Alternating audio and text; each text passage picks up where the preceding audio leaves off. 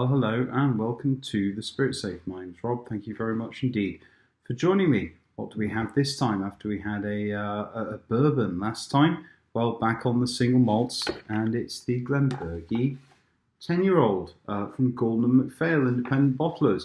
Glenburgie, a large Speyside distillery owned by Pernod Ricard, who also bottle Chivas Regal. So I expect there's some of this in the Chivas.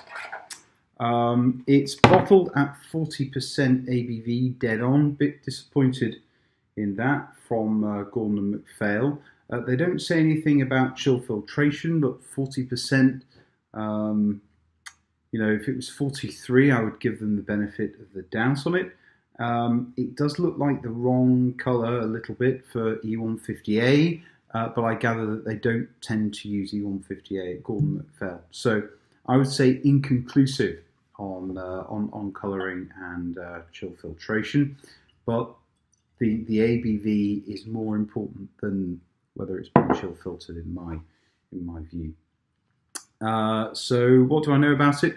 Almost nothing. It cost me about £35 from a UK retailer. I think it's fairly available online. Don't think it's hard to get hold of at all. I don't believe that there are any official bottlings of Glenburgie, so this Gordon MacPhail bottling is effectively the official bottling. It's from their distillery labels series. So let's see what we have.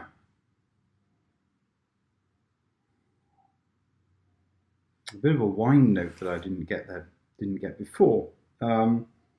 When I first opened this, I was a little bit disappointed with it, not just with the low ABV. I thought it was quite high on the sulfur scale as well. It was a really vivid, almost powdery sulfur. That has given way quite a bit as the bottle's been open a while. If you're highly sensitive to sulfur, I would not recommend this at all. There is a little bit, having said that, there is a little bit of sulfur, kind of tennis ball smell to it. Lots and lots of sherry, some slightly slightly burnt cherry pie note to it. Christmas cake, loads and loads of marzipan notes. Quite a robust maltiness to it. Pears in brandy.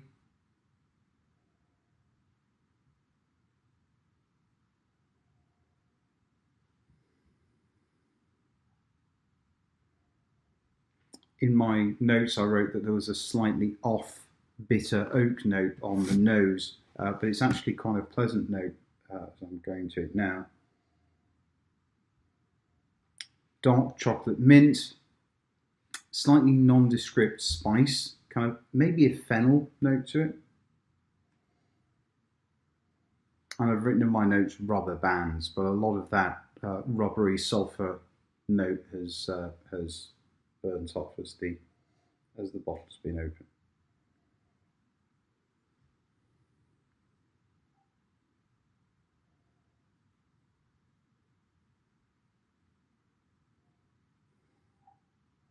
Just a whiff of smoke there as well.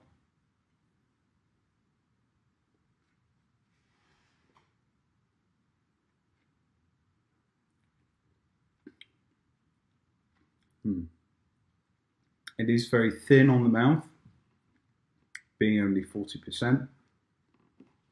Sweet sherry.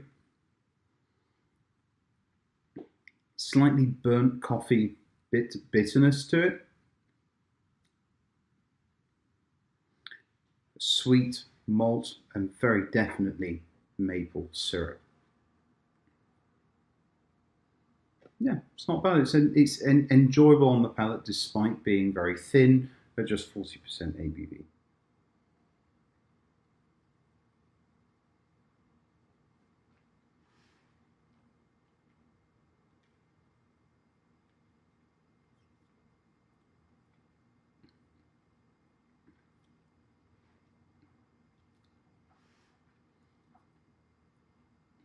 nice spiciness.